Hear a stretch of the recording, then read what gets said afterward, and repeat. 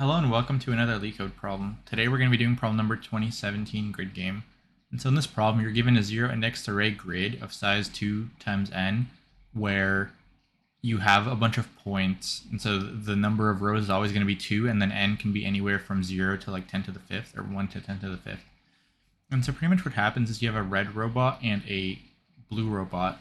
And the red robot is going to go from the start to the end, and it's going to go down at some index.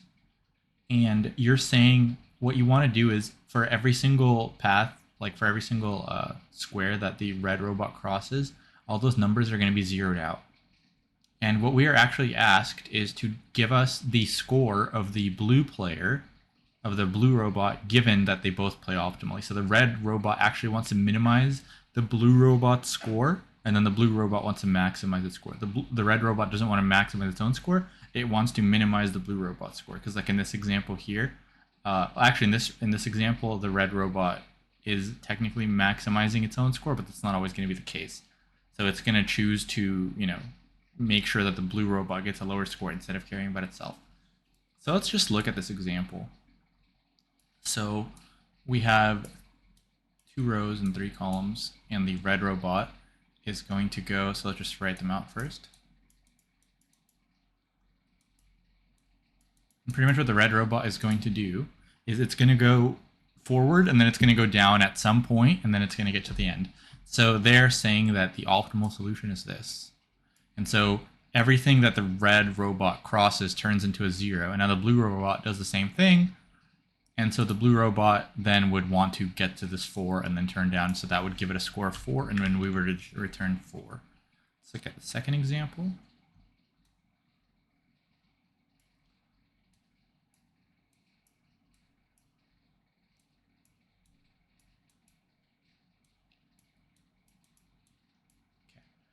So now they're saying that the red robot wants to go here. Once again, it does maximize its own score doing this, and then the blue robot would take these 2 numbers here.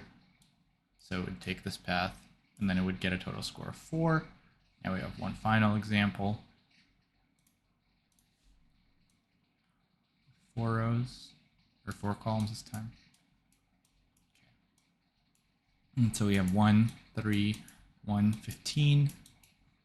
1, 3, 3, 1. So here the red robot chooses to go like this, which leaves the blue robot to take these bottom numbers, so it'll go like this. And then that would give it a score of 7, because this will turn into a 0, and so it's these numbers here that add up. So anything the red robot crosses is going to turn into a 0.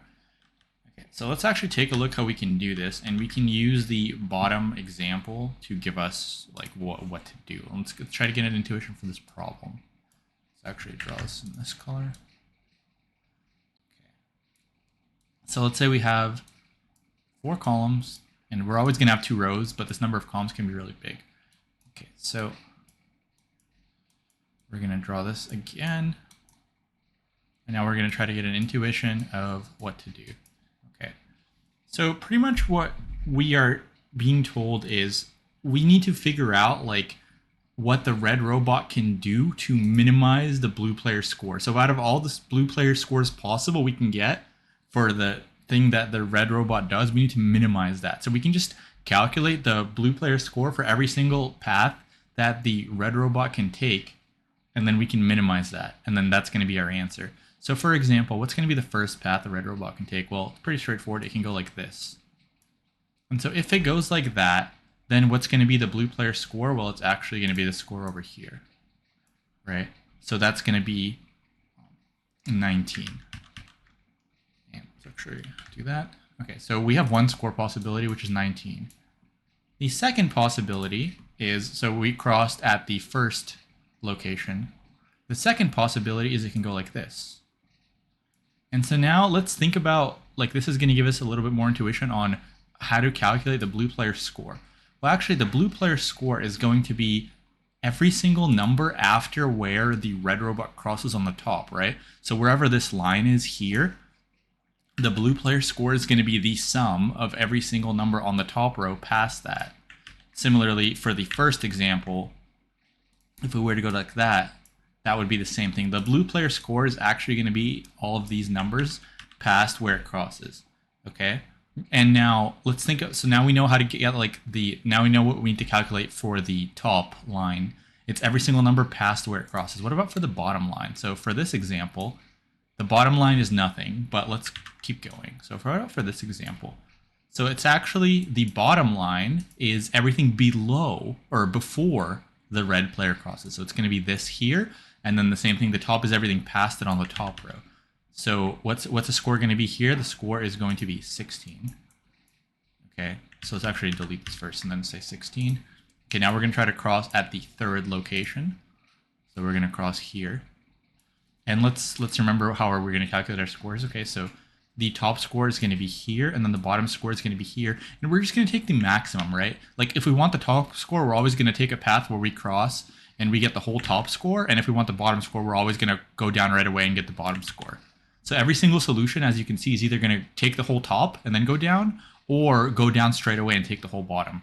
So it's pretty much going to be the maximum of whatever the top and the bottom is. And so like I said, we can write this down. So the top is going to be everything past this red line on the top row, and then the bottom is going to be everything below the red line. And similarly for the last example, so what would it be here, by the way? So here it would be 15. So we can write 15.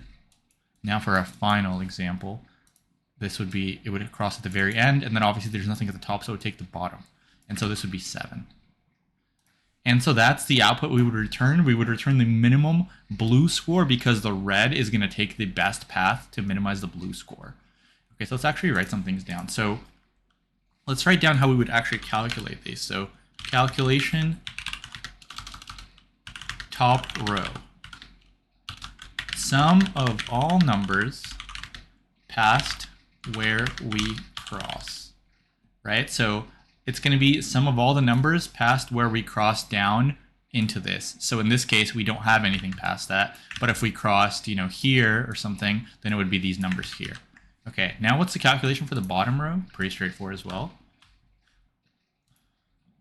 Let's make this a little bigger. Okay, let's make it black.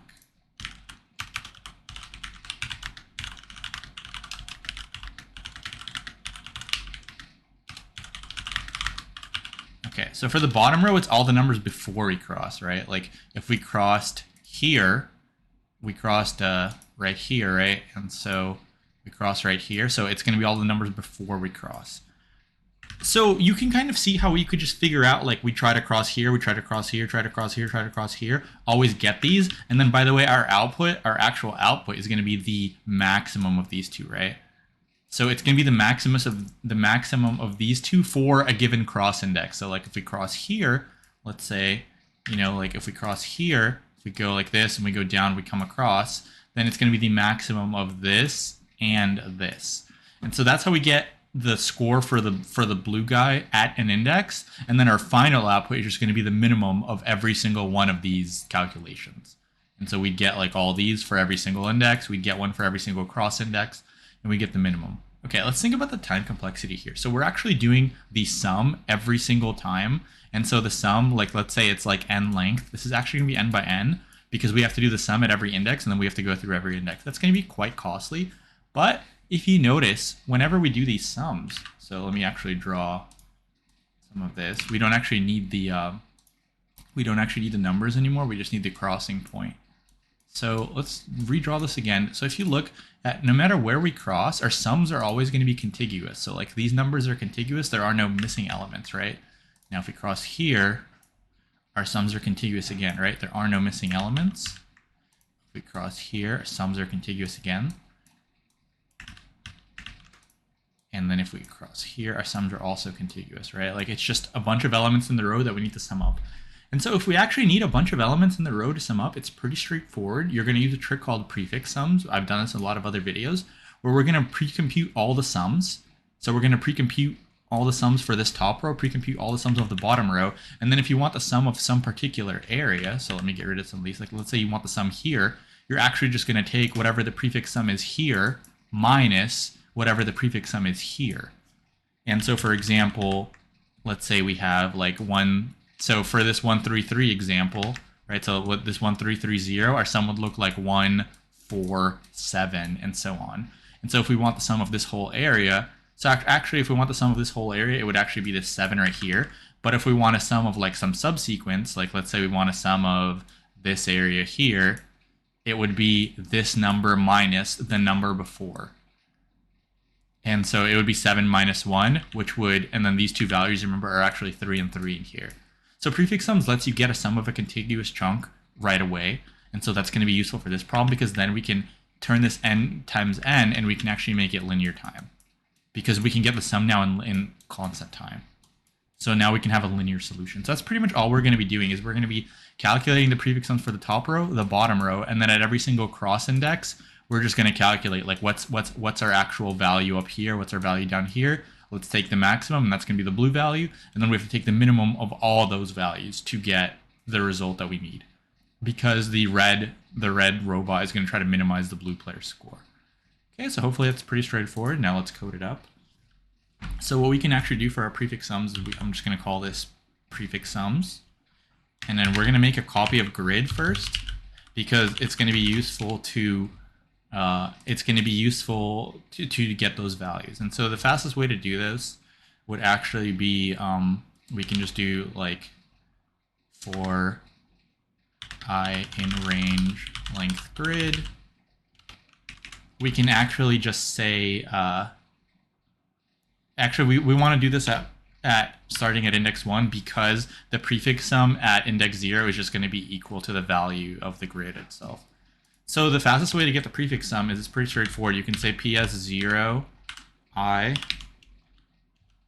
plus equals ps0 I minus 1. And so what that's going to look like, just to show you really quick. So let's say we're doing the prefix sums for this top part, this 1, 3, 115. So what's going to happen is we're going to have a 1, 3, 115 initially. And we're trying to get the prefix sum. So we're going to start at this index and go all the way to the end. And we're just going to say this value is this value plus the one before. So like this 3 will now be 3 plus 1, which is a 4. Right? This 1 will now be 1 plus 4, which is a 5. And then this is 20. And if you think about it, so if you add all these up, 20 is this whole thing. 5 is the first 3 numbers, 4 is the second 2 numbers, and then 1 is the first number. So that's like a shorthand way of doing prefix sums without actually needing to do like a total. So we need to do that for the bottom row, and then we also need to do that, or sorry, for the top row, then we also need to do that for the bottom row. There's definitely a cleaner way to run this where, you know, you'd have like some other thing, but because we only have two rows, it doesn't really matter. Okay. So that's going to be everything there. By the way, we're also, let's just actually make some variables to clean up our code a little bit. So we can just say like rows, columns equals, and let's just say this is 2 rows and this is length grid 0. Okay, so now this is going to be length grid. So this length grid should actually be columns. It should be length grid 0, because we're going column by column here.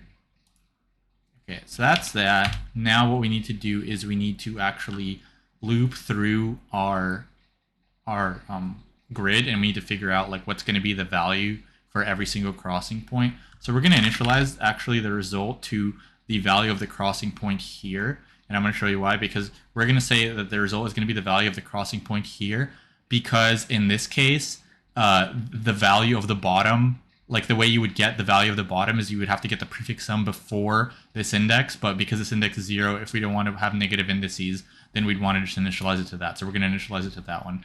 And so let's think about what that would be, right, for this example. So let's say we have this, and we have some stuff, and we cross here. So the bottom row is obviously going to be 0, and this top row is actually the prefix sums at this point minus the prefix sums at this point. So it's going to be the prefix sums at the end minus the prefix sums at the start.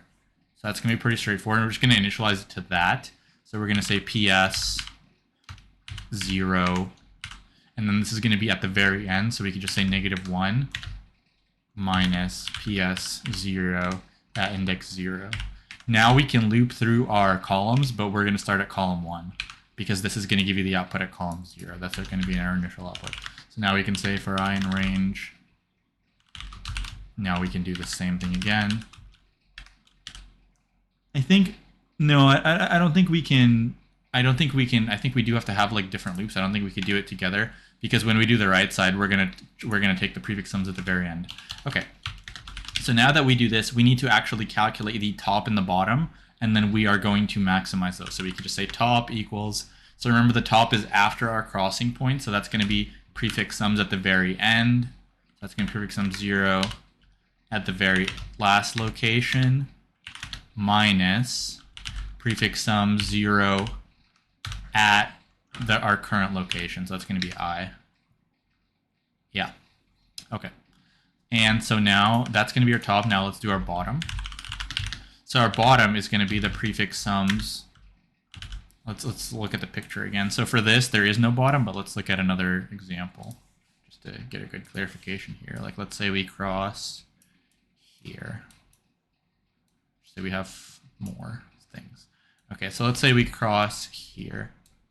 So our bottom is going to be the prefix sums at the location of index -1 all the way down. So you don't even need to do a minus. So like if you take the prefix sums here, that will be this whole subarray. So we don't need to subtract anything there. We just need the prefix sum at the location index -1. So let's do that. So that's going to be the prefix sum 1, and then it's going to be at location index -1. Okay, so now that we have the top and the bottom, remember we're trying to get, so the blue robot is going to try to get the maximum one of these. So that's going to be, you know, what we can actually do is we can do something like this. We can minimize our result, and then this is going to be the max of top and bottom. Because the red robot is going to try to maximize or minimize this whole thing, but the blue robot is still going to pick the best way it can go, right? Like when the red robot does go its best way, the blue robot will still go either the top or the bottom, depending on what gives you the highest score. And so that's how we're going to get the result. We're going to get the minimal possible result for the blue, but given the blue is going to try to play optimally, and it will take the best it can after the red robot made its best move. Okay, and so now we can just return result here. And we should always have a valid output. So let's see what we have here. Let's see. So invalid syntax, top equals prefix sum 0, -1.